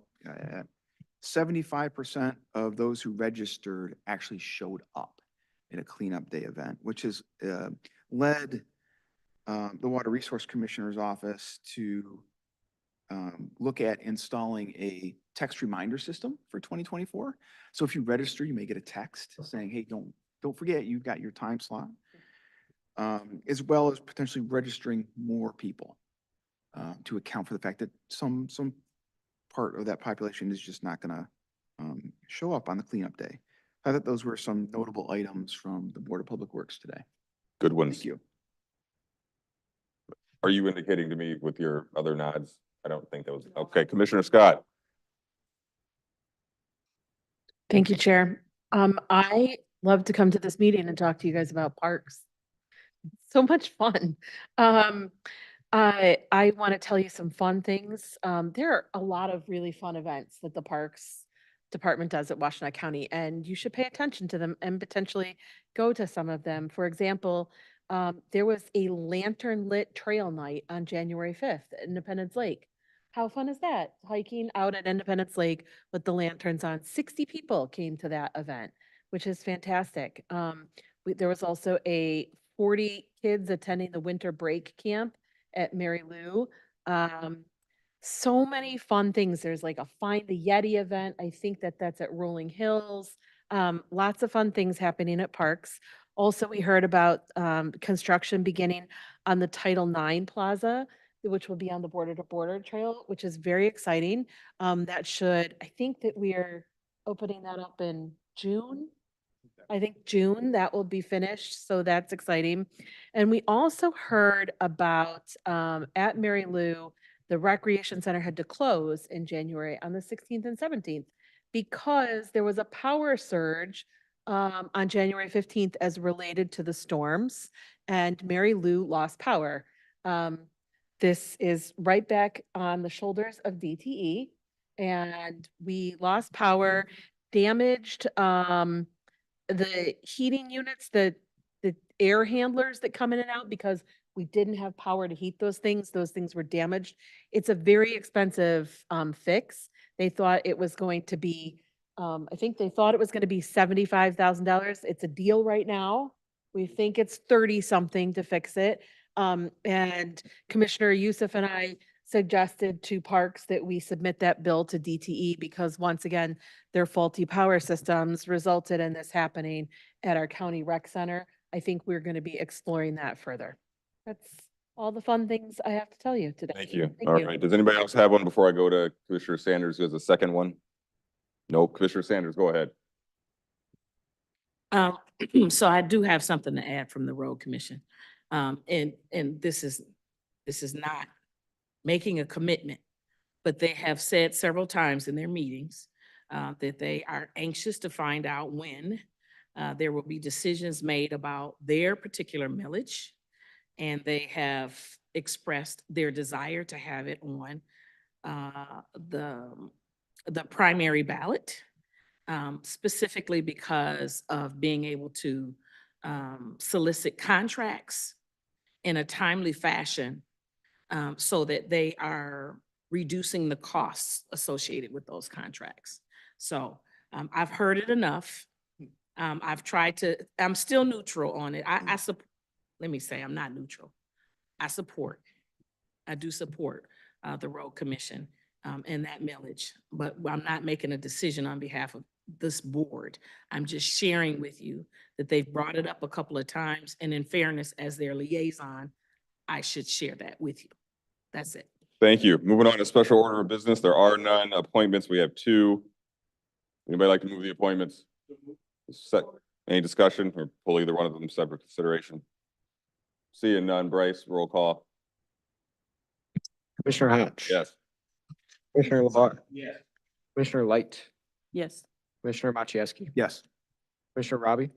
Commissioner Sanders. Yes. Commissioner Scott. Yes. Commissioner Somerville. Yes. Commissioner Beaman. Yes. Thank you, and congratulations to those appointed and for your service, and thank you for your service to Washtenaw County. Move on to the consent agenda. There's no interesting communications So would somebody like to move the consent agenda? Any discussion? We'll pull any for separate consideration.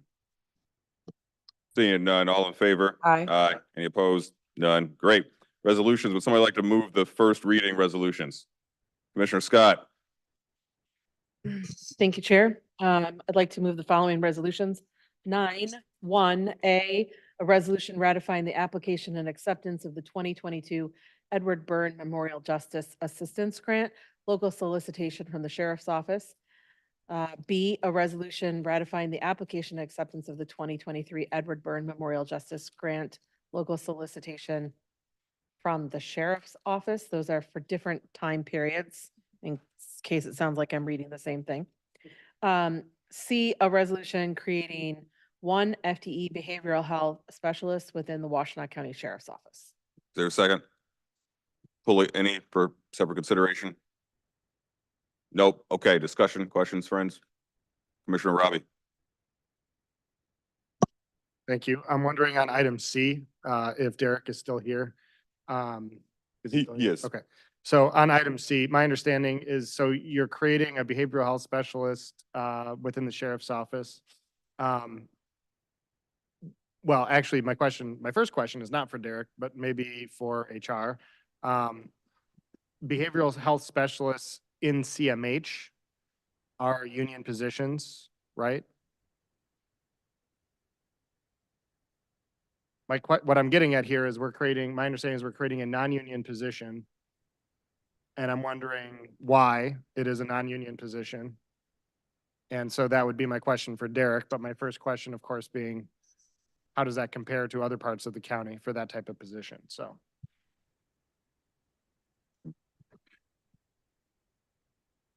Do you want to go now? Derek, while we wait for the.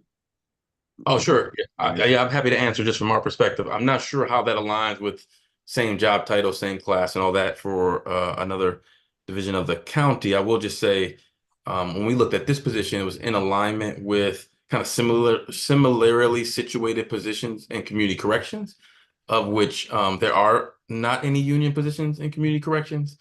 So that was really our basis for that. I think I mentioned last time, happy to look into those things in partnership with county HR and obviously the sheriff.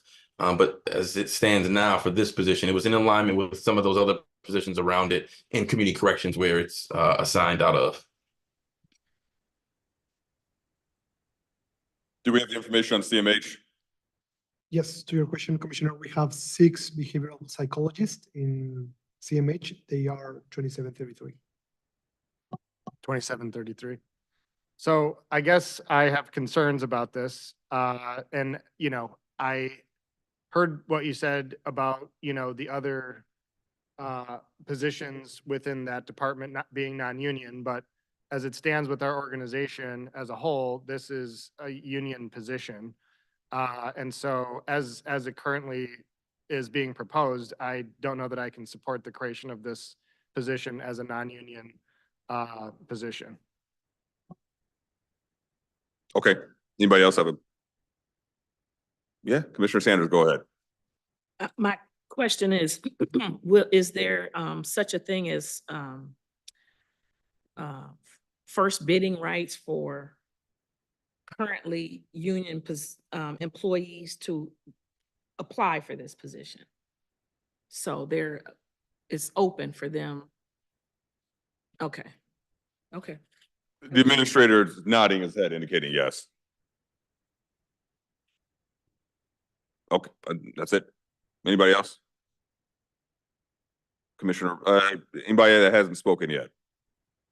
No, Commissioner Robbie, go ahead. Procedural question, I guess. I would like to vote no on this item. I know it's a voice vote, right, for first reading. You want to just vote Can we no separate this item out, I guess? at this is what I'm point? Yeah, asking. you can. Okay. All right. Well, then we're going to vote now on items A and B. All in favor? Aye. Aye. Any opposed? None. All right. Now we're going to vote on C. All in favor? Aye. Opposed? All right. We're going to move on to someone moving the final single readings and approval of claims. Commissioner Scott. Thank you, Chair. Final reading, A, a resolution amending compensation paid to the Washtenaw County canvassers from the Clerk Register of Deeds. B, a resolution reclassifying 2 FTE positions as a result of the 2023 position description questionnaire process from Human Resources. And the single reading 3A, a resolution authorizing the signature of the county administrator on the contract for the Michigan marijuana operation and oversight project from the Health Department. B, a resolution approving the Health Department's plan of organization.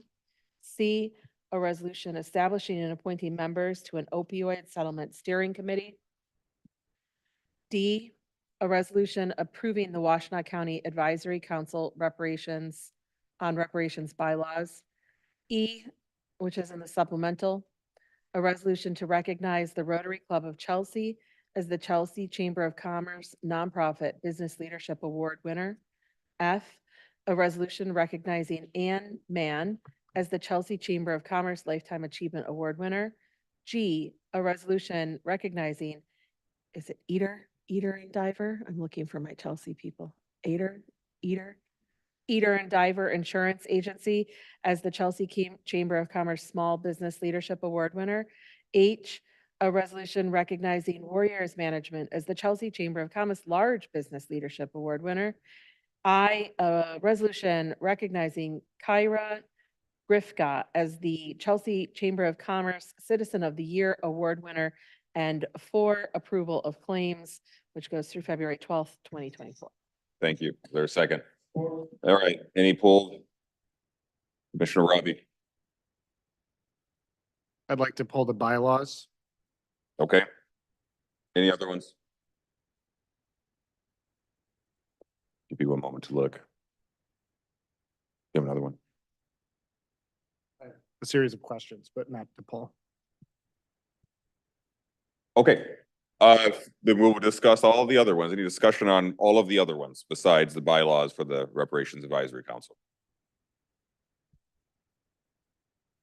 I'm gonna give that one to Commissioner Maciejewski. Just really quickly, I would just want to thank Ashley from staff for her assistance on and others who worked on the Chelsea Chamber of Commerce Awards that are on the agenda tonight. The awards were announced last week in terms of who the winners were going to be.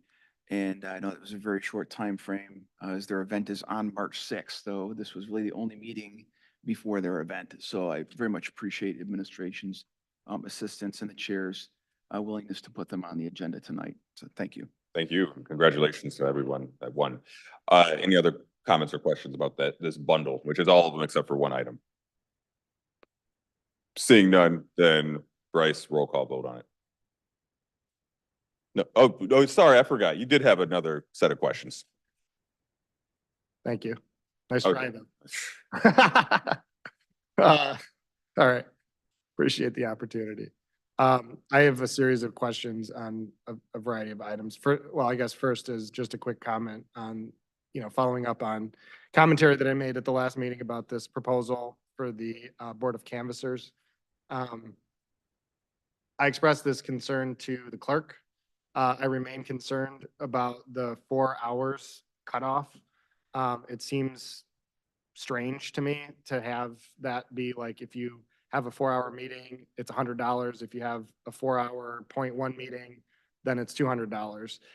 It just seems like a weird cutoff to have. I'd almost rather just give them $200 for their meetings and not have that cutoff, because it feels like, if you get to 3 hours and 50 minutes, like you want to just keep talking to get that extra $100. I don't know. I mean, like, I'd rather just not create that weirdness and having that tiered system and just give them, proper compensation for the work that they do. So I don't know. There's nothing we can do about this now, but I'll vote for it, but I just am concerned about how this is set up. And I want us to continue having a conversation about stipends for other boards and committees that do, important work for our organization. Before we move on from that, Bryce, do you have any, I don't know if you know more or have other comments about that from being from the clerk's office? Nothing too much, Chair, just reiterating what Clerk Kestenbaum said last time, this was really drafted in alignment with how other bodies that meet for extremely long periods of time, like the Board of Canvassers often does. I believe the example he gave was a jury last time. That's all I would really have to add to this. Thank you, Chair. Thank you. Just really quickly to follow up on that, do we have other boards and commissions that have that set up? Not that I'm aware of, no. Yeah. Is that because none other meet for that length of time? The Board of Canvassers is unique in the length of time that it meets for. I am additionally unaware of any other county boards or commissions that meet for up to 8, 10, even 12 hours in a single day. So that's kind of why I feel like we should just give them $200 per meeting instead of having that weird breakdown. So do you want to amend it? And I would love to, and I want to make sure that that's amenable to the clerk as well. But I would support that for sure. Clerk's not here to ask. Perhaps we can pass this tonight and then come back with Okay. a new recommendation, but I'll talk with Larry about it and see if it's something that he's open to.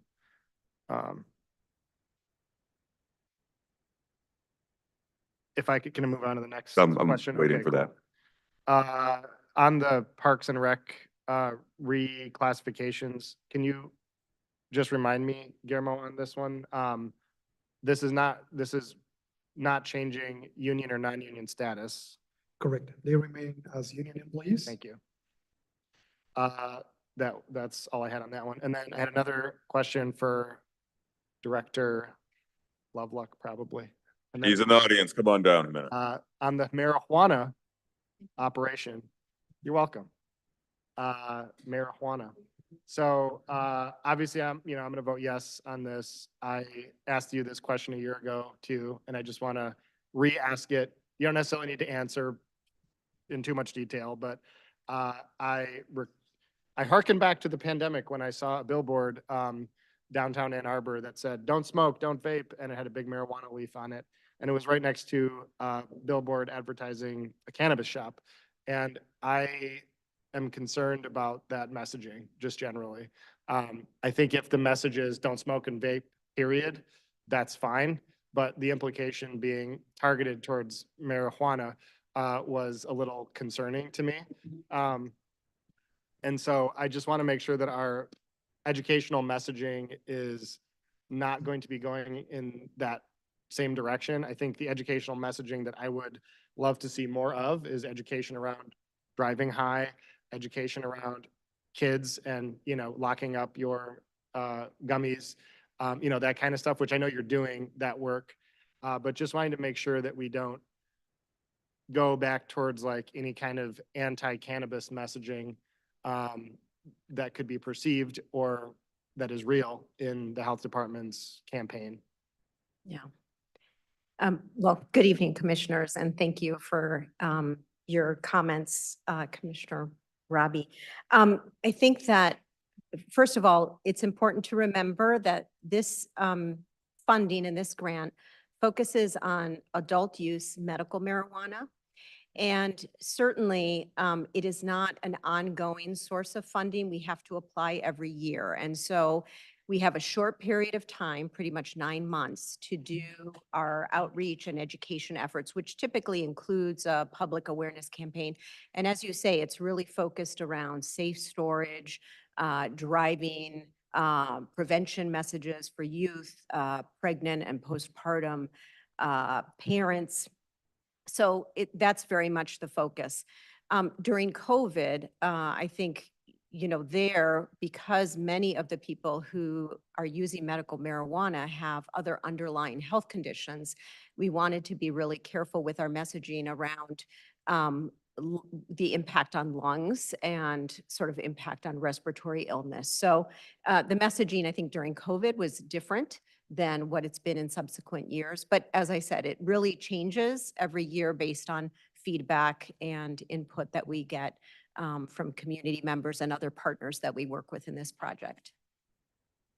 Thank you. You're I just welcome. mostly wanted to relay those concerns again to you and thank you for Yeah. addressing them. Absolutely. Commissioner Scott has a question for you. And I don't have a question. It was going to be to reiterate a little bit of the good work the health department's doing on this. I don't know if you missed the bus wraps that we had a couple years ago that talked about keeping your edibles safe from your children. Yeah. Didn't say don't do the edibles, it just particularly talked about keeping your cookies that may have marijuana in them away from your children. And if you are watching this, we are saying marijuana because in the state grant, it is written as marijuana. That is how with the a state H writes and not it, a yes. J. So Yes. so we're all making exactly. a little bit of fun of that. But the health department, I think, has done a really good job at being clear about making sure that you're keeping your goods safe, just like we had to educate people about keeping, their alcohol safe, that it probably wasn't a good idea to rub whiskey on my gums when I was little. And so we needed parents to understand that about their edibles as well. Yeah. Thank you, Commissioner Scott. Absolutely. The focus really is on safe usage and harm reduction. So thank you. Anybody else? Any questions? None. Thank you. Okay, thank you. Commissioner Robbie, I think you have more in a series of questions, or is that the end? That's it, Chair. Thank you. Okay, now I think. Bryce, roll call vote, please. Commissioner LeBar, Yes. Commissioner Light, Yes. Commissioner Machieski, Yes. Commissioner Robbie, Commissioner Sanders, Yes. Commissioner Scott, Yes. Commissioner Somerville, Yes. Commissioner Beaman, Yes. Commissioner Hodge. Yes. Thank you. One final item, Elise, I think you're gonna have questions to answer, I believe. Maybe. Go ahead, Commissioner Robbie, ask your question about the Advisory Council Reparations bylaw. Yeah, thank you. My only question is regarding OMA compliance for the Advisory Council on Reparations. How do the bylaws speak to that currently? So as part of the original resolution, it is not subject to OMA because that requires that every council person be present in person to participate in the meeting. That was going to be a barrier for participation. Although we do follow the spirit of OMA, making sure that meetings are public, posted, there's opportunity for public participation and transparency in process. Thank you. As a result, I'll be voting no on this resolution. I support the Council on Reparations. I support the work that they're planning to do. But I believe in the Open Meetings Act, and I believe that every single one of our boards and committees and councils, be they advisory or not, should be subject to the Open Meetings Act and should be meeting in person to conduct the people's business. So I'll be voting no, as I have consistently on all other bylaws that have come before this body with the removal or omittance of the Open Meetings Act. Thank you. Thank you. Any other comments or questions about the bylaws? Seeing none, Bryce, roll call vote. Commissioner Light, Yes. Commissioner Machieski, Yes. Commissioner Robbie, Commissioner Sanders, Yes. Commissioner Scott, Yes. Commissioner Somerville, Yes. Commissioner Beaman, Yes. Commissioner Hodge. Yes. Commissioner LeBar. Yes.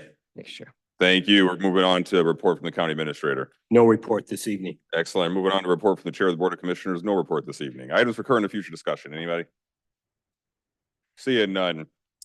We have no pending items. Look for a motion to adjourn. Support. All right, all out of here. All in favor? All right.